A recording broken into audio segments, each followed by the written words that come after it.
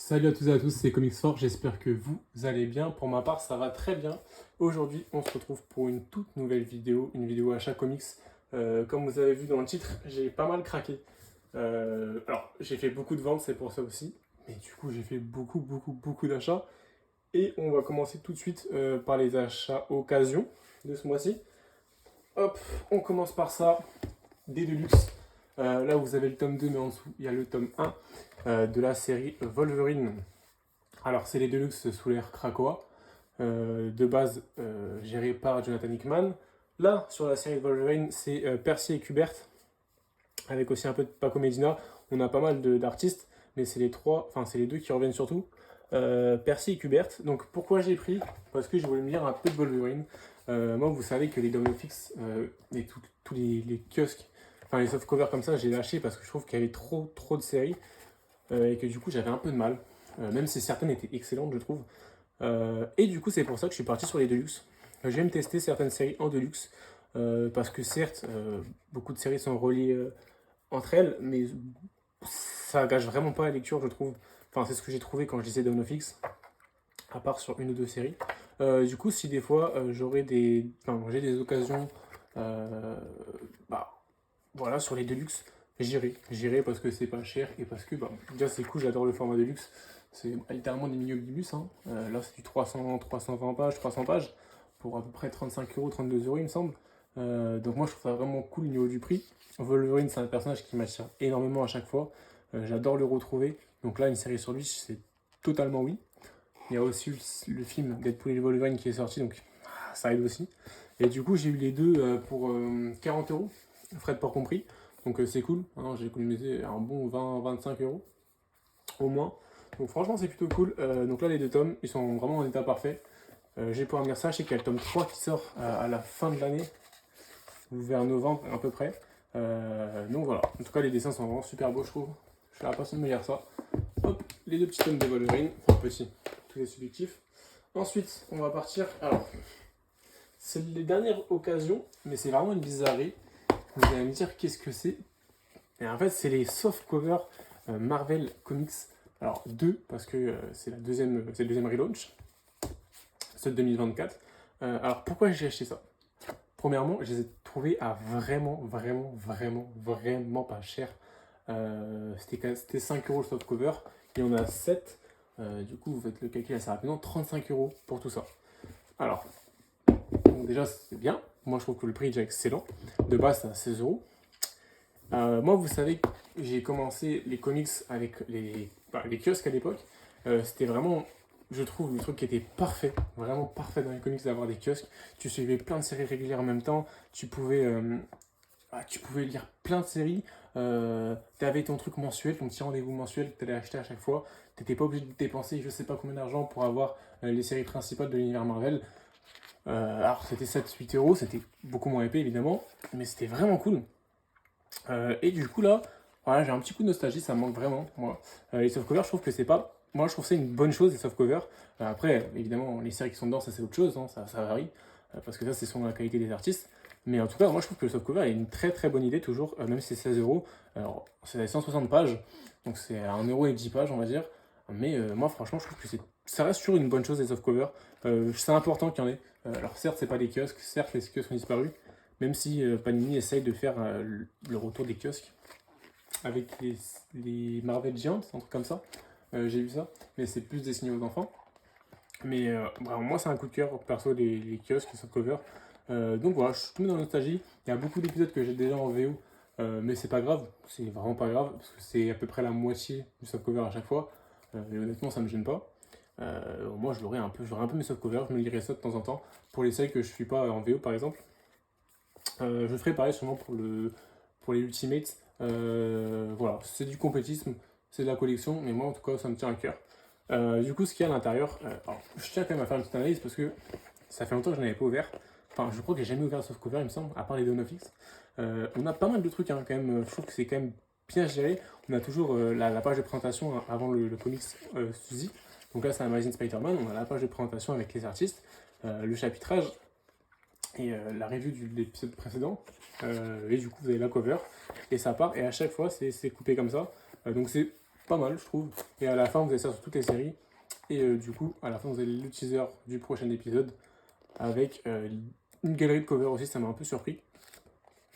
Donc voilà, dedans, vous avez quoi? Vous avez sur du Spider-Man, les séries qui sont liées à Spider-Man, Spider-Boy, les Immortal Thor, les Avengers, et des séries aussi qui sont liées aux Avengers. Donc là, j'ai le tome 7, le tome 6, hop, le tome 5, qui a une très belle cover.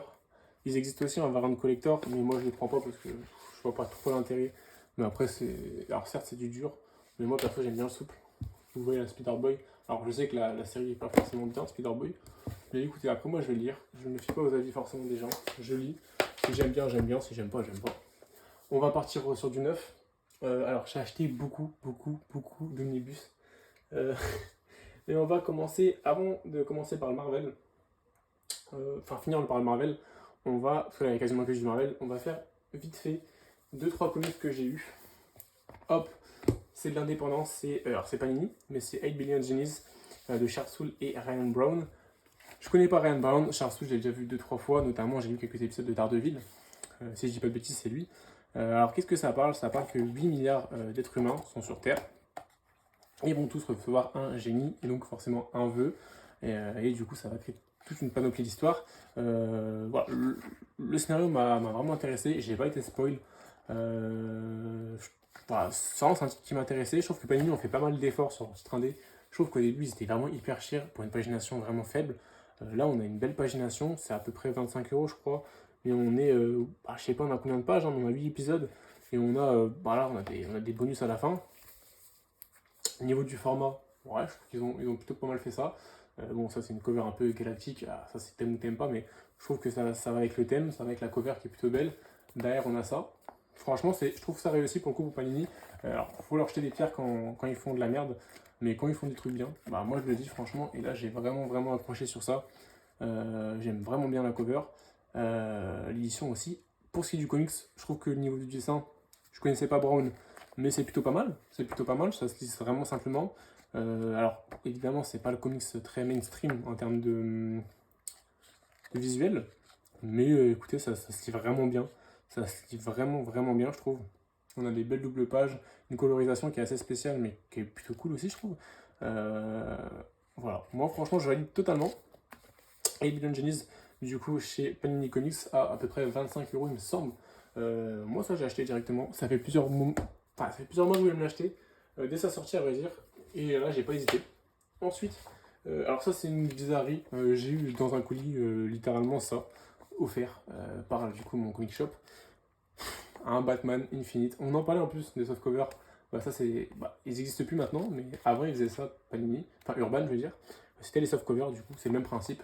C'est des gros pavés avec, du coup, les séries Infinite qu'il y avait à l'intérieur. Donc là, on va vous faire ça. Alors, ça ne sert à rien. Je le donnerai dans un colis Vinted d'une vente. Là, c'est le numéro 5, du coup, de mars 2023. C'était à 12,90 €, c'était pas très cher. C'était cool aussi d'ailleurs. Parce que justement, moi, je prenais ceux de Marvel et ceux de DC. Et t'avais vraiment, allez, une dizaine de séries pour 30 euros, même pas. Même plus des fois. Franchement, c'était génial. Donc voilà, je vais le feuilleter sûrement parce que c'est des séries que je suis pas. Je sais qu'il y a eu ce Nightwing que je suis à l'intérieur, mais bah, du coup je l'ai lu forcément. Et à l'intérieur, sinon ça va être que du Batman, du Dark Crazy, c'est un event en plus, donc je suis pas vraiment. Après, si, vous voyez, c'est fou parce que pour 2,80 €, j'ai un event complet. Donc c'est pas mal non plus, hein. C'est vraiment pas mal non plus pour le coup. Celui-là, il a de la bonne qualité. Mais voilà, petit big up à mon comic shop d'ailleurs. Voilà, ça fait toujours plaisir d'avoir des petits cadeaux comme ça, même si on ne demande rien. Ensuite, il y a un marque-page, mais je suis en train de le lire, c'est pour ça. Layla Starr, toutes les morts de Layla Starr. Donc je suis en train de le lire, je ferai une revue dessus. C'est l'édition Urban, toujours des éditions magnifiques. Là, une colorisation un peu rosée. Alors j'adore, franchement, je trouve ça vraiment super beau. On est beaucoup sur les couleurs crépusculaires à l'intérieur. Le orange, crépusculaire, c'est les couleurs un peu lever de soleil, coucher de soleil. Orange, violet, rose évidemment. On a aussi un bleu très. Bleu crépusculaire aussi, je pense que ça se dit. Alors, l'édition est magnifique. Vous voyez des grandes pages. Je connaissais pas. Ça a été beaucoup encensé, Layla Starr. Là, je suis en train de lire, honnêtement, je suis à peu près au 2 ou 3e chapitre. Je comprends du coup, parce que c'est un thème très particulier. Ça parle en fait de la mort qui est une entité, l'entité religieuse, en fait, la mort. Ça parle des bouddhistes, hein, parce que comme vous voyez, on le voit pas forcément, mais c'est ça doit être en Inde, à mon avis. Ouais, c'est en Inde, tu sais, je dis pas de bêtises, ça se passe. Du coup, bah, bon, voilà, ça parle de la religion hindoue, la religion bouddhiste, il me semble, c'est ça, hein. Et du coup, on parle de la mort qui du coup est renvoyée sur Terre en tant qu'humain, parce qu'un être qui est né et va créer de l'immortalité, du coup bah, forcément elle est virée parce que son taf ne sert à rien. Pourquoi avoir un employé qui s'occupe de la mort s'il y aurait l'immortalité? Et du coup elle est renvoyée sur Terre et bon, là pour l'instant elle essaye de le chasser. Et ça se joue un peu dans plusieurs parties, en tranches de vie. Le premier chapitre il se passe dès qu'elle arrive sur Terre, ensuite bah, là où j'en suis, ça passe 8 ans après. Donc le synopsis a l'air plutôt cool. Moi, je suis très loin d'avoir fini, hein, j'ai même pas vu la moitié, donc évidemment, je verrai. Mais en tout cas, la présentation est très très belle. J'étais assez sceptique quand j'ai ouvert le comics la première fois pour ce qui est des grandes planches, parce que je me disais, ça sert pas forcément aux comics, parce que par exemple, Seven to Eternity ou Knights of the Lake, je trouve que, bah, surtout Seven to Eternity, quand j'ai lu le comics, enfin quand j'ai vu le comics, je me suis pris une claque dans la gueule niveau des pages. Là, je me suis pas pris la claque dans la gueule. Niveau dessin, c'est très. Alors, j'allais dire franco-belge, je sais pas si je peux dire ça comme ça. Mais c'est pas forcément des pages où tu vas t'en prendre plein la gueule. Mais c'est vrai que quand tu lis, t'es vraiment en immersion. Parce que le dessin match très très très bien avec l'histoire, le scénario. Et forcément, du coup, c'est vraiment excellent. T'es encore plus en immersion avec des grandes pages. Et bon, les pages restent vraiment très belles, hein. Juste un style assez différent, assez particulier. Tout le monde va pas aimer, je peux comprendre. Mais oui, ces couleurs-là. Moi, je trouve que ouais, finalement, pendant que tu es dans la lecture, les grandes planches, le format urban est franchement mérité pour le titre. Je verrai ce que ça donne avec la suite, mais pour l'instant, c'est très bien parti. Et c'est plutôt cool. Donc, je continue un peu à étoffer ma collection urban.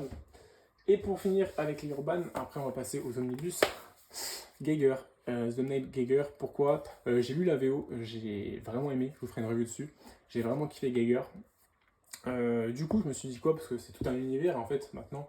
Parce que Geoff Johns et Gary Frank ont créé leur label. Et du coup, il y a plein de choses qui sortent. En France, il y a aussi The Junkyard Joe, un truc comme ça. Et du coup, je voulais faire un truc un peu unique. Du coup, je me suis acheté Geiger. Voilà. L'édition Urban qu'on a en France, qui est excellente, hein, qui est très très belle. Et qui est plus complète d'ailleurs que celle que j'avais en VO. J'avais un chapitre en moins. Du coup, bah, je me suis dit chapitre en moins en VF. Et du coup, je me rachetais. Enfin, parce que j'ai vraiment accroché à l'univers pour le coup. Je spoil pas trop la vidéo review, mais j'ai vraiment accroché. J'aime vraiment bien pour le coup. Donc, bah, ce que je vais faire, c'est que je vais acheter tout le reste en fait de l'univers que vont nous créer Geoff Johns et Gary Frank. Avec du coup les prochains titres, donc Junker Joe et les autres qui sont en train de sortir en VO. Et pas encore en France, même si je dis pas de bêtises. Mais en tout cas, c'est superbe. En tout cas, c'est vraiment superbe, que ce soit graphiquement ou surtout en termes de scénario. Le côté graphique est très beau, mais c'est surtout le scénario qui m'a eu. Oui, il y a des doubles planches comme ça qui sont vraiment magnifiques. Je vais pas être trop loin pour spoil. Mais bon, Geiger, ça a déjà sa petite réputation en France. Mais continuez à aller sur Geiger, c'est vraiment vraiment un bon titre. Du coup, ouais, je suis parti aussi sur ça. Voilà, Geiger. C'était pas du compétitisme, mais j'ai profité de faire des ventes pour prendre des titres que j'aurais pas pris en temps normal. On va passer aux omnibus. On va faire quelque chose de simple, c'est qu'on va prendre le premier que j'ai acheté. Hop, c'est le Fantastic Four. Il y en a trois en tout, hein. C'est pas rien. C'est le Fantastic Four de Jonathan Hickman. Alors, je me suis lu le premier tome, enfin le premier omnibus. Je me suis pris, pour être très honnête, une claque dans la gueule. Pourquoi? Parce que j'ai adoré, vraiment, j'ai adoré l'omnibus. J'ai adoré le récit de Jonathan Hickman. Les dessins aussi, j'ai vraiment adoré. Alors, je suis clairement là dans l'optique de me dire, en fait, je crois que Fantastic Four, c'est littéralement l'équipe que je préfère. Loin devant les Avengers, loin devant les X-Men. Je me suis pris une claque avec le run de Mark Waid, où j'ai vraiment adoré. Parce que je trouve que c'était très accessible en tout cas. Et d'ailleurs, je vous conseille de commencer avec Mark Waid et ensuite enchaîner sur Hickman. Parce que je trouve que celui de Mark Waid est un peu plus accessible. Dans le sens où on a les enfants dedans, mais pas totalement. Ils sont assez jeunes, ils sont assez dissipés les enfants. On les voit pas trop dans le récit. C'est pas les persos principaux. Là, dans celui de Hickman, ils sont beaucoup plus présents et ils sont très importants. Mais c'est superbe d'ailleurs, c'est toute la fondation entière qui est présente, c'est encore plus. l'aspect famille il règne dans ce comics, c'est du Fantastic Four. J'ai compris que c'était vraiment les gènes, mais c'est vraiment cool. On a aussi pas mal d'épisodes avec Spider-Man du coup. On a un épisode très marquant, il y a beaucoup de twists, beaucoup de cliffhangers. Dans le premier omnibus en tout cas. Vraiment j'ai adoré et je suis impatient de lire le tome 2. J'ai pas hésité sur l'achat une seconde. En fait, je suis arrivé à la moitié du tome 1, je me suis dit ok, je suis parti sur le site, j'ai commandé, je me suis dit c'est bon, je vais le prendre parce que je veux m'enchaîner ça. Et là du coup en attendant de le recevoir j'ai eu 3 petits trucs mais franchement celui-là je vais vite me le lire et je vous ferai la review déjà du premier omnibus et je vous ferai aussi la review du coup du deuxième. Mais si le deuxième est aussi bon que le premier, franchement c'est sûrement un de mes runs préférés. J'ai adoré franchement Hickman qui en plus a une manière de scénariser très, très, très fine, très cinématographique je trouve. Je vous expliquerai ça en détail dans la review. Mais il y a plusieurs moments où je me lis le truc et je me dis putain mais ça, tu fais un copier-coller au cinéma et c'est une scène de transition qui est parfaite. Et franchement c'est fou. Hickman vraiment c'est de l'or dans les mains. Et j'adore vraiment Hickman. Ensuite, avant les omnibus, j'ai ça. Je vais vous montrer ça rapidement. C'est les petits panomades, les pockets. Je me les suis pris parce que j'adore. C'est une très très bonne collection chez Panini Comics et c'est qui m'intéresse surtout. Les Ultimates, putain, je voulais les prendre depuis longtemps. J'ai essayé un omnibus, mais j'avais un peu de mal parce qu'il y en avait beaucoup qui sortaient. Là en pocket, c'est cool. Je sais que les Ultimates, il y a Hachette qui fait une collection en ce moment. Donc ça dépend, ce sera à vous de voir parce que là c'est uniquement Spider-Man. Mais voilà, pour je sais même plus combien, franchement, mais c'est vraiment pas cher. C'est en complet en 11 volumes, les Spider-Man sont complets en 11 volumes, mais c'est vraiment des petits prix, du coup c'est assez facile à caler dans cet achat comics. Puis ça part partout, quand là je vais en vacances, j'aime les prendre. Donc c'est super, je trouve. Donc du coup, pour ceux qui ne savent pas, c'est l'Ultimate Spider-Man de l'époque de Bendis et de Mark Bagley. Moi, franchement, je suis conquis. Donc là, j'ai pris le numéro 3 de Ultimate Spider-Man qui est sorti. Ensuite, on a eu quoi aussi qui est sorti? On a eu du Ultimate, c'était le tome 2. Beaucoup plus petit celui-là, parce qu'il sera disponible dans 3 volumes. Celui-là est vraiment plus petit, donc forcément moins cher aussi. Ultimate, c'est les Avengers de l'ère Ultimate, justement. Je vous montre un peu l'intérieur. C'est très mainstream dans tous les cas. Les dessins de l'univers Ultimate, c'est très très mainstream. C'est vraiment pour plaire au public, au plus grand public. Un temps assez badass. Et franchement, le format est très bon pour lire ça. Et ensuite, on a eu du Astonishing X-Men. Alors ça, j'ai eu un peu peur parce que les X-Men, souvent, c'est très verbeux, très... J'ai un peu du mal avec les X-Men. Je me suis dit, en petit format, ça va pas coller du tout. Et en ouvrant le truc, je me suis dit, non, en fait, ça colle très bien. Ça colle très bien, ça a l'air d'être très simple à lire. Parce que j'ai envie de me lire du X-Men. Et surtout qu'en fait, le format petit prix te pousse, pas te force, mais te pousse à acheter des comics que tu connais pas, que tu as envie de découvrir. Parce que tu te dis, bon, allez, je mets quoi, 7-8 balles. Bah, je me le lis, c'est pas grave. Peut-être un petit peu plus parce qu'il est plus grand celui-là. Il sera dispo du coup en 2 volumes en complet. Là, c'est le premier, c'est Astonishing X-Men de Josh Whedon et de John Cassaday. Donc voilà, c'est une période d'X-Men début des années 2000, si je dis pas de bêtises.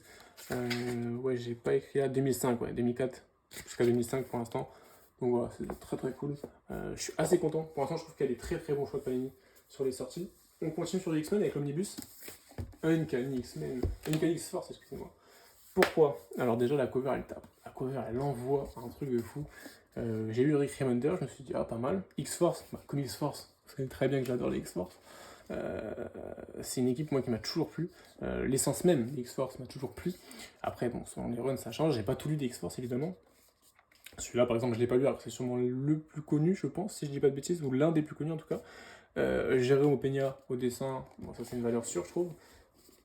Et en fait, juste tu regardes l'équipe, tu te dis putain, cette équipe est folle. Wolverine, Deadpool, putain, celui-là j'ai oublié son nom, j'ai un trou, Psylocke, c'est une sorte. C'est Ange, si je dis pas de bêtises. Non, c'est pas Ange, je me rappelle plus trop de son nom non plus. Je suis pas un expert des X-Men. Mais en tout cas, j'ai feuilleté un peu l'intérieur avant de l'acheter. Et je trouve que déjà graphiquement, c'est magnifique. On a des très très belles planches. Et surtout, l'équipe me donne tellement envie en fait. C'est un récit qui a plutôt bonne réputation pour le coup. Donc voilà, je vous montre ça. Selon les chapitres, c'est pas le même dessinateur évidemment. Il me semble que Peña fait pas tout, il fait une grosse partie par contre. Hein.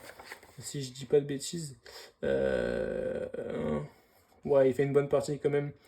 Il fait à peu près 8 épisodes. Et après, ça varie quand même selon. Il y a beaucoup de petits dessinateurs. Mais en globalité, les dessins sont très très beaux. Moi, j'adore les dessins. Ouais, c'est pas du tout graphiquement, je trouve. C'est assez régulier. Et même quand ça change de dessinateur, ça reste un style différent. mais qui est très très très beau. Vous voyez, les plages sont magnifiques. Donc ouais, totalement conquis par cet achat. Je suis très content de l'avoir fait. Je regrette vraiment pas. Donc à l'intérieur, je vais vous dire rapidement ce qu'on a. On a hop, on a les épisodes de 1 à 35. Donc X-Force, ça une X-Force 2010 de 1 à 35, le 5.1 et le 19.1, ainsi que les histoires tirées de Wolverine Road to Hell 2010-1, Wolverine Dangerous Game 2008, donc numéro 1, entre guillemets 2, donc je pense que c'est la deuxième série, et Deadpool 2008, 1000, donc les 1000 épisodes de Deadpool. Donc voilà, c'est vraiment. Il y a pas mal de trucs dedans. La série est à 80€, donc c'est plutôt portable, c'est pas non plus trop lourd. Donc voilà, pour cet omnibus, je suis hyper content de l'avoir acheté.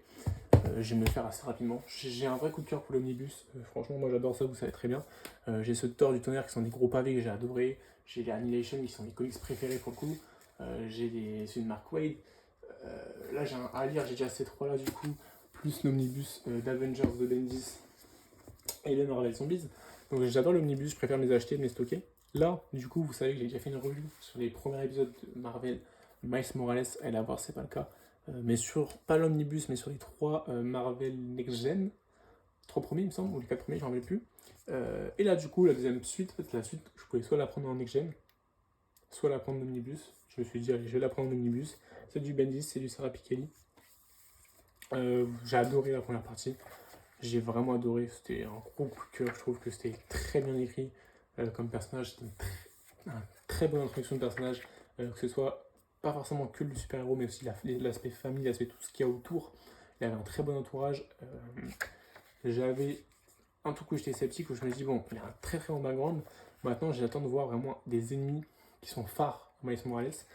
J'ai pas l'impression que ça a réussi parce que dans le temps, j'en connais pas. Même actuellement, je connais pas un ennemi qui est phare à Miles Morales où tu dis ça, c'est un ennemi juré de Miles Morales qui est propre à sa propre galerie, pas tiré d'un comics différent ou d'un autre personnage. Donc voilà. Mais en tout cas, je trouve que graphiquement, c'est toujours très beau. J'ai adoré, donc ça va être une lecture qui va être faite évidemment aussi. Voilà, Miles Morales, c'est peut-être mon personnage préféré de Marvel, je pense. Ouais, Miles Morales, à voir. Franchement, ou Wolverine, peut-être. C'est sûrement dans les deux. Mais en termes d'individualité, c'est un personnage que je trouve super parce que j'adore vraiment déjà le cara design et aussi tout l'aspect famille qui a, tout le background qui a au niveau famille. Moi, ça m'a beaucoup touché.